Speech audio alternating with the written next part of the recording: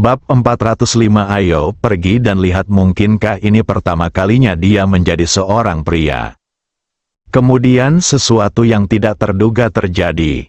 Saat Li Ruoxi memikirkannya, Ji Fei berkata, "Sayang, sudah kurang dari sebulan sejak bulan lalu." "Ah," seru Li Ruoxi, segera duduk, mengambil teleponnya dan melihatnya, lalu dia hampir menangis dan berlari ke kamar mandi. Ji Fei bangkit dan mengganti spray dengan sangat sedih. Setengah jam kemudian, Li Ruoxi sedang berbaring di tempat tidur, wajahnya sangat merah hingga meneteskan air, matanya tertutup rapat, dan dia tidak mengucapkan sepatah kata pun. Ji Fei sudah tenang sekarang.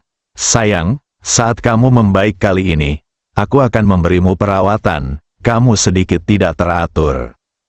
Li Ruoxi berpikir terakhir kali dia terlalu takut untuk maju lebih cepat dari jadwal, dan kali ini dia sangat khawatir dia memiliki bayangan psikologis.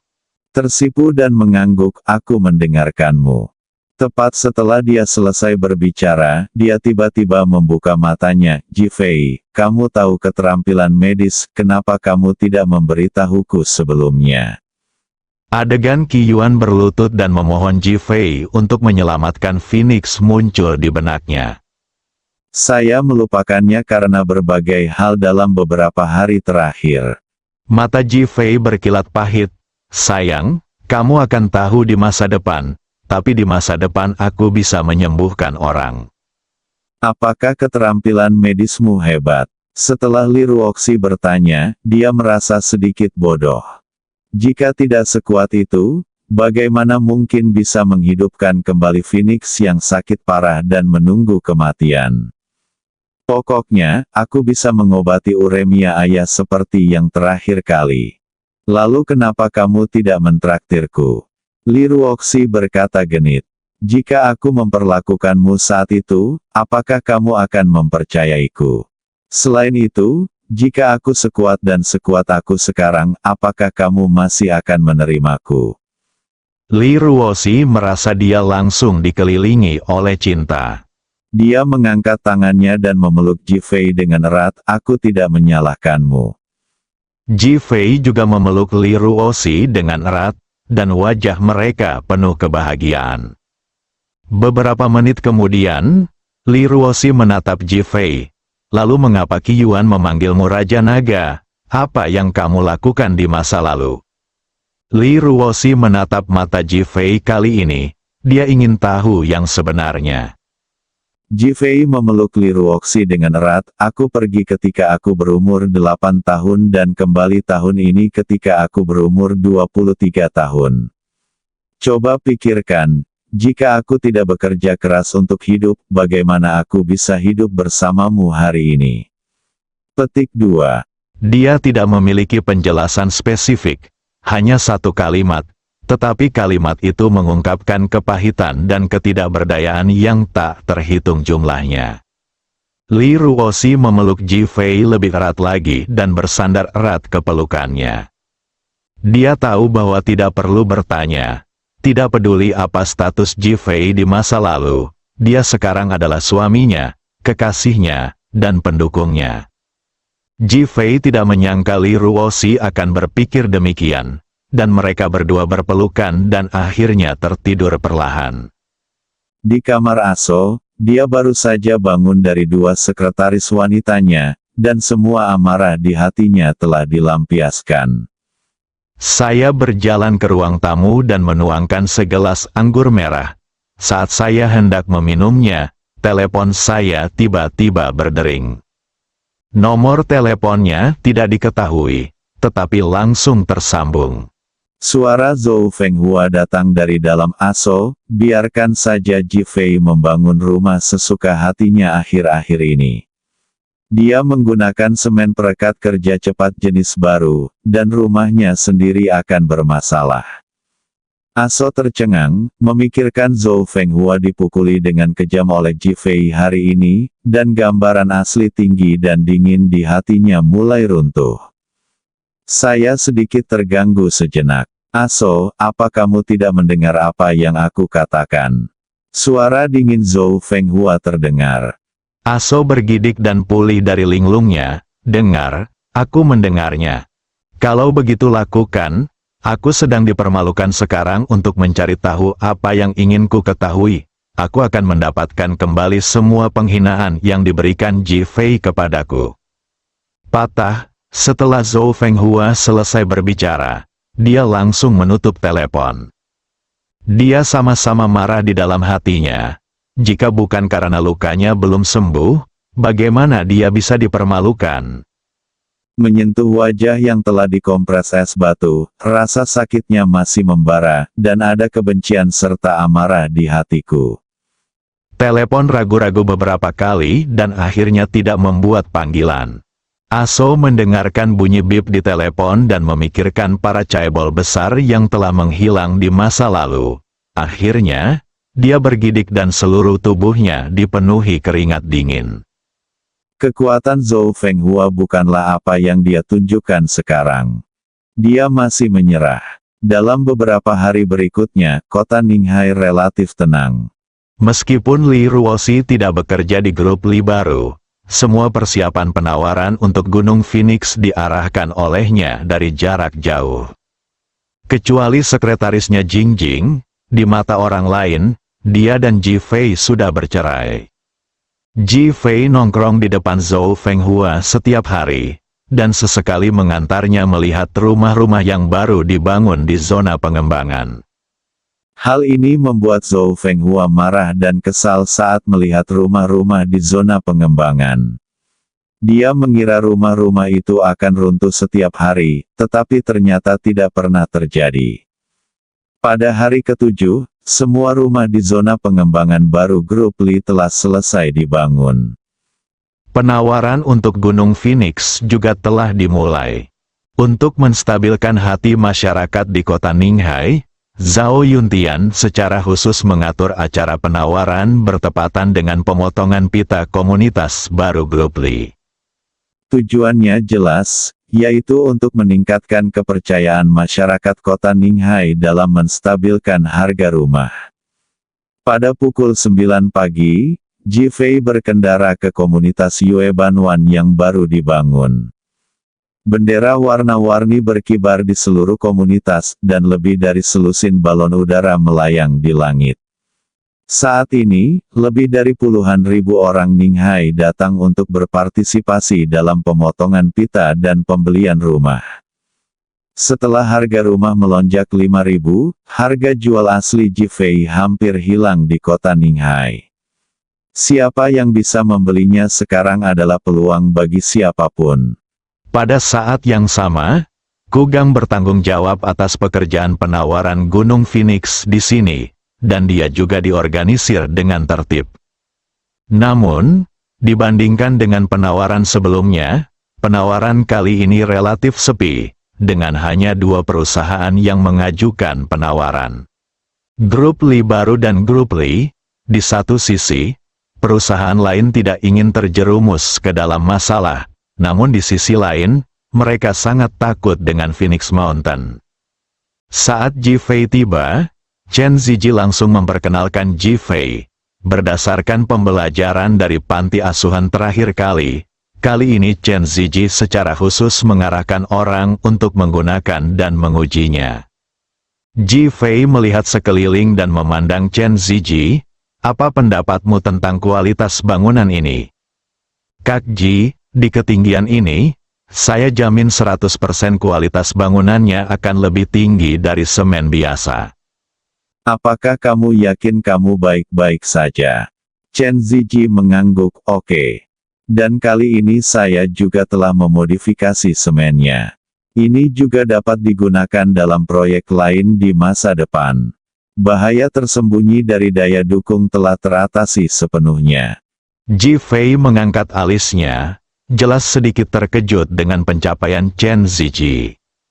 Asal diketahui, kedepannya ganti merek semen, lalu cari beberapa ahli dan institusi untuk melakukan verifikasi sistematis sebelum menggunakannya. Kak Ji, jangan khawatir, aku berjanji akan berhati-hati, hanya saja. Chen Ziji ragu untuk berbicara.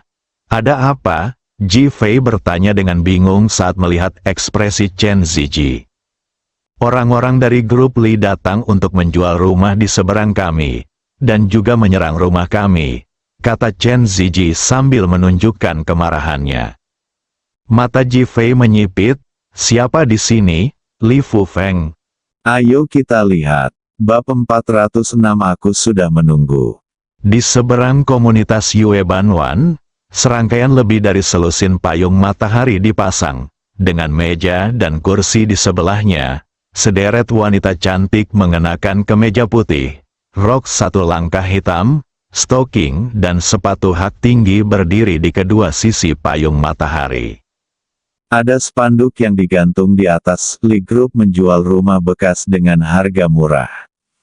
Li Fufeng mengenakan kemeja putih, celana panjang hitam dan sepatu kulit, dengan rambut ditata rapi dan senyum bangga di wajahnya.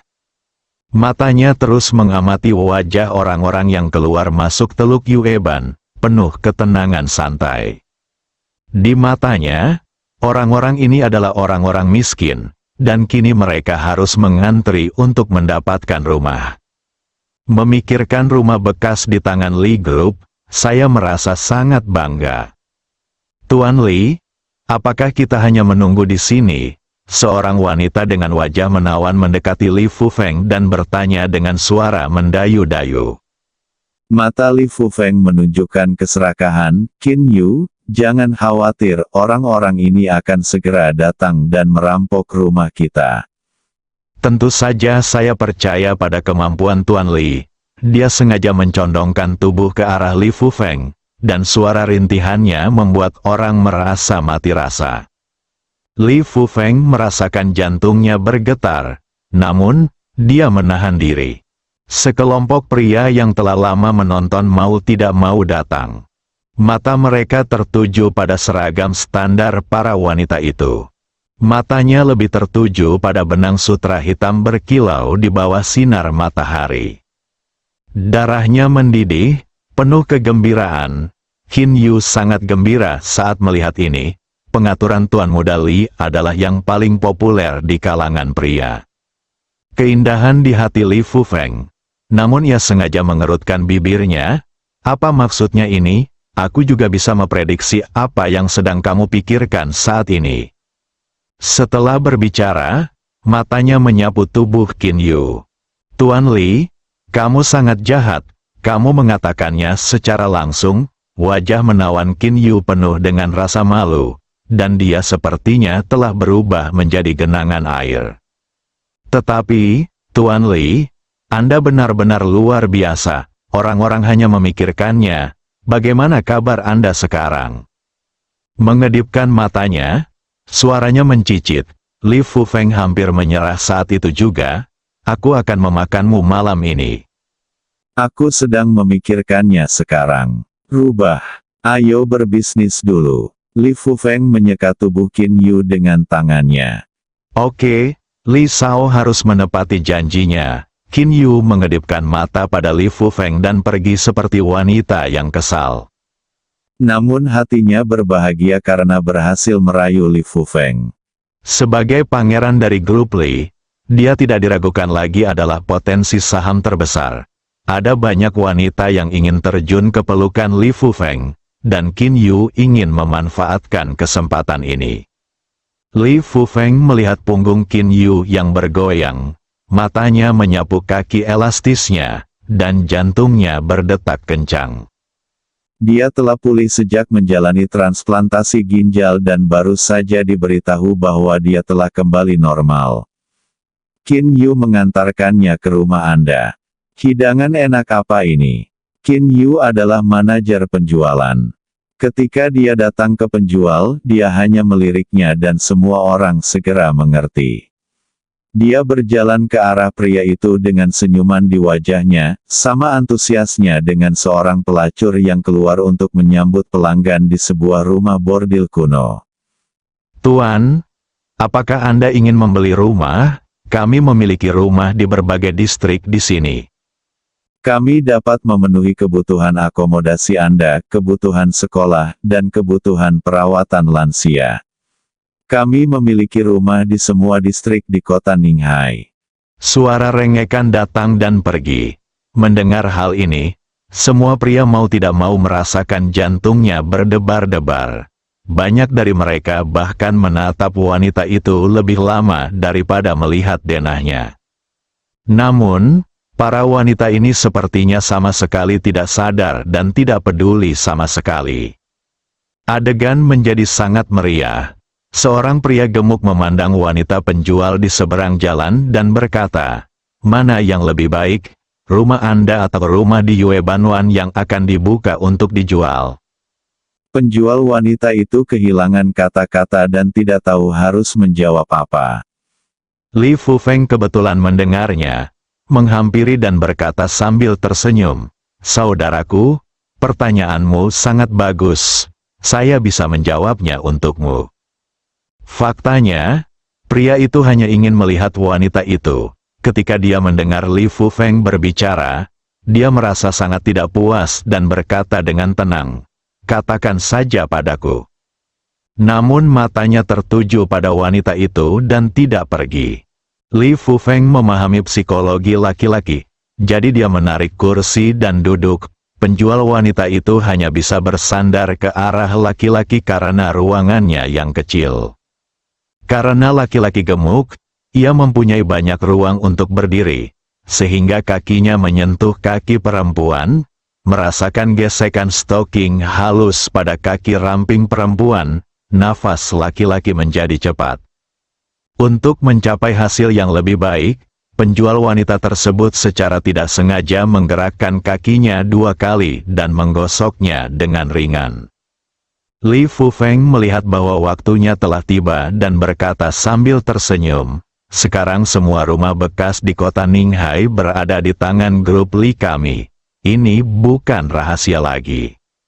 Lelaki itu mengangguk sambil menuduh, "Aku tahu, kalian semua yang membuat harga rumah itu mahal." Li Fufeng tidak setuju. Sekarang bisa dikatakan selain rumah di zona pengembangan ini, rumah grup Li kami berlokasi di setiap wilayah perkotaan kota Ninghai. Tahukah Anda mengapa kami tidak membeli rumah di zona pengembangan? Pria gemuk itu tertegun dan berkata dengan suara naif, "Mengapa?" Li Fufeng menegakkan punggungnya, dengan sengaja meninggikan suaranya, dan berpura-pura menjadi misterius, "Kamu tidak bisa membeli rumah di zona pengembangan." Setiap orang yang datang ke tempat kejadian memandang Li Fufeng. Li Fufeng menahan ekstasi di dalam hatinya dan dengan sengaja merendahkan suaranya, "Semua orang tahu tentang masalah Feng Shui. Gunung Phoenix adalah tempat yang buruk untuk Feng Shui. Lihat saja berdiri di zona pengembangan. Feng Shui-nya tidak punya tempat untuk dilepaskan, jadi hanya bisa menyebar ke daerah sekitarnya. Siapa yang berani membeli rumah di zona pengembangan?" Semua orang menjulurkan kepala dan akhirnya mendengarnya dengan jelas, dan menganggukkan kepala, mengetahui bahwa mereka sudah lama mendengarnya. Tetapi ketika mereka mendengar bahwa pemerintah kota akan melelang Gunung Phoenix, mereka berpikir itu akan baik-baik saja, dan bayangan psikologis mereka jauh berkurang. Sekarang setelah Li Fufeng menyebutkannya lagi, mereka bahkan lebih ketakutan. Apa alasan kedua? Wajah pria gendut itu berubah serius. Alasan kedua adalah kamu tidak bisa membelinya lagi. Ekspresi Li Fufeng bahkan lebih mendalam. Perhatian semua orang tertarik dan mereka menjadi lebih serius. Li Fufeng sengaja tersenyum dan bertanya, "Kamu bilang rumah itu dibangun dalam 7 hari. Siapa yang akan percaya?" Mendesis, semua orang tersentak. Selain itu, jika ingin semennya kering, Anda hanya bisa menggunakan semen perekat kerja cepat jenis baru. Pernahkah Anda mendengar tentang apa yang terjadi di panti asuhan sebelum semen ini? Li Fufeng berhenti berbicara dan tetap diam. Ledakan. Semua orang di tempat kejadian merasa seolah-olah mereka terbangun dari tidur nyenyak. Rasa dingin menjalar ke punggung mereka, dan mereka semua menoleh untuk melihat komunitas Yue Banwan yang baru dibangun di belakang mereka. Grogi, terkejut, sial, akhirnya aku tahu kenapa harganya murah sekali. Rumah seperti ini tidak sebagus balok bangunan yang dibangun anakku. Pria gendut itu tiba-tiba mengutuk. Masuk akal. Rumah seperti ini mungkin tidak sekuat balok bangunan. Pantas saja harganya murah sekali. Kukira itu benar-benar perusahaan yang jujur. Tapi ternyata mereka menganggap kami bodoh. Untungnya saya mendengarnya, kalau tidak saya akan tertipu. Kamu tidak bisa membeli rumah di Teluk Yueban. Semua orang berteriak kepada orang banyak.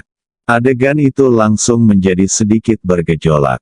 Li Fufeng tersenyum. Cantik, aku membeli rumahmu. Pria gendut itu memanfaatkan kesempatan itu untuk mengambil keputusan, menepuk kaki penjual wanita itu 2 kali dan berkata. Pramuniaga itu sangat gembira dan berkata, "Bagus sekali, Tuan, saya akan pergi dan menangani transfernya bersama Anda sekarang juga." Ini adalah rumah pertama yang terjual. Bahkan Li Fufeng berjanji bahwa orang yang menjual rumah pertama akan diberikan hadiah sebesar 100.000 yuan. Tanpa diduga, benda itu mengenai kepalanya, sehingga dia meraih tangan pria itu dan pergi. Aku akan membelinya juga. Seseorang segera mengikuti dan berteriak. Adegan itu langsung memasuki kecil pembelian rumah. Li Fufeng tersenyum dan tidak bisa menahan diri untuk tidak berkata pada dirinya sendiri, "Ji Fei, tunggu saja pertunjukan yang bagus. Aku sudah menunggu ini." Bersambung